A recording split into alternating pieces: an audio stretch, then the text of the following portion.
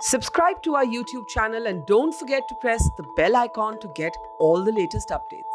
We continue to be here at Ground Zero in Ladakh, trying to track India's response to China. It has been an eventful 24 hours, not without some controversy. The Prime Minister's initial remarks at the all-party meeting triggered a bit of a political storm. Then came the government clarification, basically saying that when the Prime Minister was talking about the Chinese not being on Indian soil, what he was saying was that the heroism of our soldiers made it possible to push back the Chinese transgression in the Galwan Valley. But in the meantime, China, of course, waded into this controversy, made full use of the domestic debate in India, and said Galwan Valley is ours. The foreign ministry has rebuffed this, but many questions remain uncertain. Here in Ladakh, for example, there is very restricted movement for media. The air chief has visited both Leh and Srinagar. We're not clear what is happening, for example, in other areas like the Pangong Tso Lake area, where there are differing perceptions of the line of actual control. To try and make sense of all of this is former Foreign Secretary and a seasoned diplomat, Ambassador Nirupama Rao. It's such a pleasure, ma'am, having you on the program with me sitting in Ladakh. You're in Bangalore. Grateful that technology makes many things possible. Welcome to the broadcast. And I want to start by asking you, what really struck me last night when everybody was going apoplectic over what the Prime Minister had said, you actually had the exact interpretation that the government clarification has now put out. How did you read the Prime Minister's remarks when the video first came out? Hello, Barka. It's wonderful to be on your show. Thank you for having me. Well, as far as the Prime Minister's statement of yesterday was concerned, I know when it was first broadcast over the media, there was a lot of even consternation and, of course, heightened speculation as to what he actually meant. Because if you read the statement literally, it seemed to suggest that there had been no Chinese intrusion, or at least that nobody had intruded into our territory. But then, of course, there was a coda. It talked about the sacrifice made by our brave soldiers, and that they had been able to push back this attack on Mother India, as it were. I just felt when I read the statement that obviously the Prime Minister could not be saying that there had been no intrusion, because the government had been all along maintaining that the Chinese side had disturbed the status quo, and that's how the terrible tragedy happened. So I tried to kind of read between the lines and surmise what exactly was meant, because he had briefed the all-party meeting, and obviously the Ministry of External Affairs, our foreign minister, they'd all been talking about the disturbance of the status quo by the Chinese and the premeditated attack that had taken place on our patrol. So I assume that what the Prime Minister meant was, at this point of time, as we speak, the area of contention had been cleared by both sides, and that at this moment there was no foreign presence on that part of territory, which we do consider to be our own. And then, of course, he goes on to talk about the terrible tragedy and the loss of lives that happened. So that's how I gave that interpretation. I didn't know that the government would come out with a clarification that more or less coincided with what I had assumed. But that would be a really sensible conclusion to draw, really. Of course, as you say, the Chinese have tried to spin that statement, and which is very unfortunate. Another interpretation I tried to give to the PM's statement yesterday was that, he was looking at calming the situation along the line of actual control, without giving away the store in any way, but to say that we must sort this out. We have to sort these differences that have arisen together bilaterally with the Chinese. And at the same time, perhaps this is the situation which should push us and persuade us to look for an early border settlement.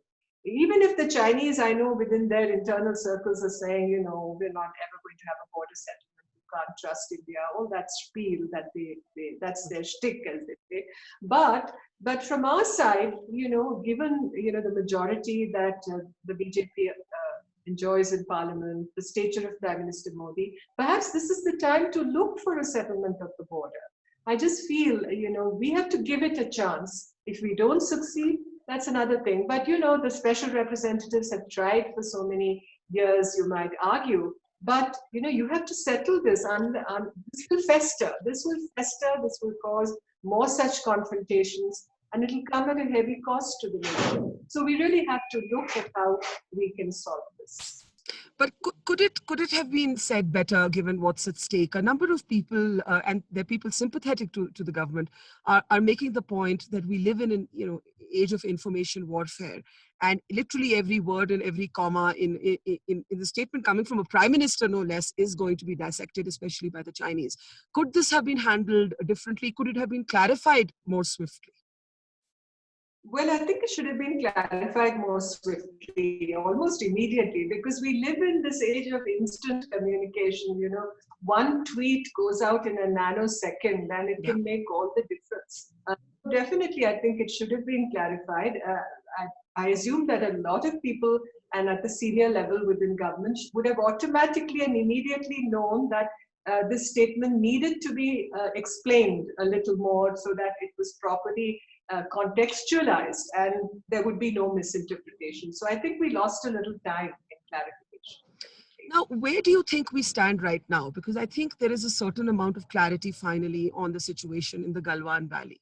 But we do not know about other areas. The Pangong Tso Lake area seems to be now at the heart of what might happen next. And here, Indian side has always patrolled till what's called Finger 8, which is of course a spur. For the benefit of our viewers, these are spurs that look like fingers, and so they are named such.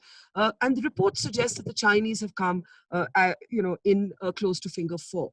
We do not know anything officially yet on this, but this is what we pick up from multiple sources. How do you see the Pangong Tso sort of issue at the heart of this? Well, I know about the story of the fingers on the Pangong Tso. The fingers, you said they were spurs, they could be little peninsulas, and we both sides have been patrolling to the fingers, and there's a lot of satellite imagery that has been released in the public domain, open source satellite imagery, which show heightened activity from the Chinese side along those the fingers, and I think they're far advanced of where they were before. I don't want to go into the details, sure. The official circles to talk about. But what I'd like to emphasize, Barkha, is that the whole line of actual control from approximately the Karakoram Pass down up to Chushul almost has kind of, been switched on, as it were. There's so many red lights glowing around along the line of actual control. And what does this mean? Why have the Chinese done it? It was not as if, yes, we had transgressions many years in the past. Chumar had happened, Depsang had happened previous years. And, it's not as if activity has been absent. But this time around, it's been much more concerted, much more amplified. So the signals you're getting are very different from what you had experienced in the past. And why is that happening? And there have been recent papers and comments from Chinese analysts in think tanks who are mainland Chinese, experts who obviously have some kind of a connection or communication channel to the powers that be in Beijing, or at least to the official establishment in Beijing. And they seem to suggest that, they were talking, in fact, I have it here, and I'd just like to, just tell you, I've switched off my phone. I just realized. But sorry. No. I'll pull it out. Just refer to it. We'll pull it out. Something to do with infrastructure building by India on India's side of the line of actual control, and India's relationship with the United States. All these things, these stray factors that even our people have thought about. The reorganization of JNK, the new maps that had come out, various factors like that. And also, quite ironically, it's very ironic that China should be saying this, that India was taking advantage of China's vulnerability during the coronavirus pandemic. Now, give me a break. I thought we were more vulnerable because Absolutely. we have a lot of problems that we have to sort out in that regard. So all these issues, and also that there is a line of actual control, which the Chinese say is the line of actual control of 1959, November 1959, when Premier Chou En-lai wrote to Prime Minister Nehru and this term was used for the first time. And that the Indian side only talks of a line of actual control of 1962, that is after the conflict had happened, and that's where the line of separation between the two forces was established. So what they are saying is that the Chinese are seeing us as being much more active in the zone of separation between India and China that had come about as a result of 1962, because there was some separation of forces at that time. We had not agreed to it, but the Chinese had talked about withdrawing 20 kilometers from the line of actual control. So now they're saying they're making good that gap, and they're going to be active, and they're going to be present, and they're going to establish their presence. So that, I think, is what has happened in the Galwan area also. They were not there before. We had all along assumed that the line of actual control completely gives the Galwan area to the Indian side. Obviously, the Chinese don't look at it the same way. I know there are a lot of, people, even experts on our side, saying, oh, this talk of difference of perception of the LAC is a lot of hogwash, and it's not, but there is some dispute here. There is obviously some dispute. And to come to understand it, we have to, get a little more granularity on this. It's all very well to talk about, the problems, but let's understand this a little more. We can't take a 30,000 feet high approach, that this whole problem, we will solve peacefully. We have to get down to the basics. But yet, I know that you have seen some of the Chinese action motivated as almost a personal taunt, you called it, at the Prime Minister. Why would that be? Prime Minister Modi has invested more energy in trying to build a relationship with Xi Jinping than many previous leaders have invested in China. If you just go by the number of summits and the number of times that they have met, he was among those who famously said not a single bullet has been fired at these borders in 40 years. So why would you think that China would need to personally taunt Prime Minister Modi? No, when I say, Prime Minister Modi represents India. Yeah. Represents our government. He is the elected leader of the Indian people. So he is synonymous with India. So they are sending a message to India. That's really what I mean. Nothing. It's not a personal reference to what Mr. Modi is or stands for. But the point of view is India took a certain approach to China, and we stressed dialogue and interaction and leadership level contact, which is exactly what Prime Minister Modi had advanced through his various meetings. In fact, he met President Xi, I think, 18 times or so, and been to China thrice, I think, in his tenure, if I'm not mistaken. I think maybe it's more than that, but at least thrice, definitely. Maybe 5 times, but let's leave that aside. But he made those overtures to China in good faith. Nobody can take away from that.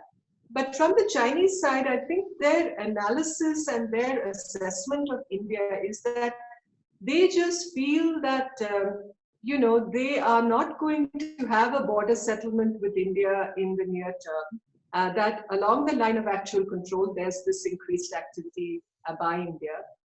India has been talking about, recovering the Aksai Chin, having said that in Parliament, particularly after the J&K reorganization and the revocation of Article 370. So there's a lot of this, this kind of raised volume from India, stressing our well-known positions, well-entrenched positions over the years. It's not as only this government has been talking about it, even previous governments have been talking about it. But it's so ironic, again, I use that word, China is, much more economically advanced than we are, in the sense their GDP is 5 times ours, almost 5 times. Their military budget is almost 3 times over ours. And yet there's a deep sense of insecurity about India's reaching out through partnerships with democracy in the region, our relationship with the United States, the issue of what we did asked on CPEC, the India-Pakistan relationship, because China's equities in Pakistan have grown so much. So their insecurity and their essential mistrust of India, I think has also brought this about, despite all the efforts we made, the informal summits, the reaching out, but it's a sad story. So the question now is, obviously we can't go back to business as usual. Obviously, there's going to be a kind of resetting that happens in the relationship. Where do you see this resetting being most effective? Because to some extent, the fact that our economy has been open to China, there is, the Chinese have an entrenched presence in our markets. And I was talking to some Tibetan refugees in Ladakh, and they said, even when we go out and they run bazaars, and they said, we don't want to sell anything that has been imported from China, but we can't find goods. We can't find people to sell us things that we can sell that don't have a China imprint. So do you think that this talk of an economic boycott, of closing our markets, is viable? Is it realistic? Well, I think the government, when it takes a decision in this regard, I know there's been a lot of talk, but don't listen to what the middle class has to say on this. I think, I always say, whatever decisions we take, think of the unknown Indian, the common man and woman, and how he or she is going to be affected by this. So whatever you do, don't follow a knee-jerk, reflexive kind of action. Think of what is sustainable, what is the load you can bear, what is your capacity. Obviously, engagement, if you have to turn it into disengagement, it cannot happen overnight. You have to prepare for it. And you have to prepare the infrastructure, you have to prepare the ground for it. So as you say, if the common man has no access to goods that are not made in China, then there's a serious question answered there. We have to look into why it's like that. So I think the government should take a little time before do, but in the meantime, in the strategic and security areas, obviously you don't want the Chinese. You have to be careful about Chinese investments in sensitive areas, especially in telecom, for instance. This whole 5G question, the whole issue of surveillance kind of technology. All that, I think we can be careful. But as far as manufacturing capacity is concerned, supply chains are concerned, on which our industries depend, where livelihoods are also involved, I think we have to take a 360-degree view. Ambassador Rao, in real terms, what happens now in terms of the relationship between India and the United States, right? There's a kind of sense now that what China has done will push us closer towards the United States of America than even before. Do you see that happening? And do you think that's an appropriate consequence of this entire crisis? Well, I think one would automatically assume that given the closeness of the partnership that we have with the United States and the statements that have been coming out from the Trump administration also after Monday's events, the natural inclination would be to align our interests much more closely with those of the United States. But I would introduce a note of caution there, because not because I'm against aligning our relations more closely, but we have to look to the region. And I'm not just meaning how the Chinese reaction would be, but there are other countries in the region, there are other leaders in the region. Take Japan, take Australia, take Vietnam, Singapore, South Korea. All these countries, they are Asian countries, they are our partners. And I think with the ASEAN also, with the group of ASEAN countries, we have to build much more of a convergence of interests and be able to craft a strategy that is, really becomes a voice for what we call the Asian century. Now, because we also have to constantly be aware that the Chinese, given their heightened insecurity and suspicions, and the fact that on the border, their intent, I feel, on the line of actual control, their intent is to string us along, knowing that there is an asymmetry of power, there is a disparity in strength and capacity. However much we are well prepared for, taking the Chinese on, I think we should understand that we also do face constraints. We have to be honest in everything we consider in this regard. So I think build relationships with our Asian partners.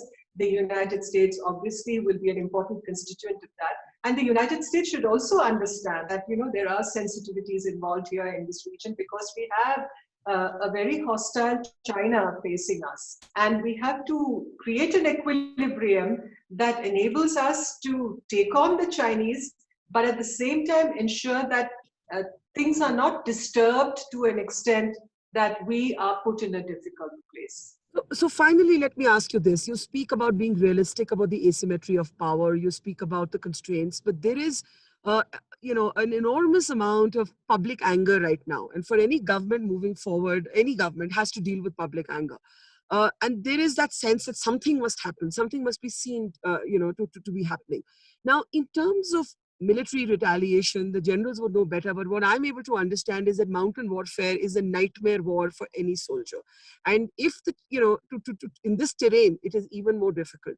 Would you then say that for this government, despite its stated position being one of muscular nationalism, the first resort has to be to still give dialogue a chance? And how do we give dialogue a chance when you yourself have said that the Chinese intent is to string us along?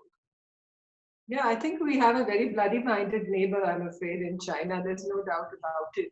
But we have, the global stage on which we stand also. And the Chinese are also, they can't act in a way that they're completely insensitive and oblivious to what the reactions and repercussions will be for them regionally and internationally.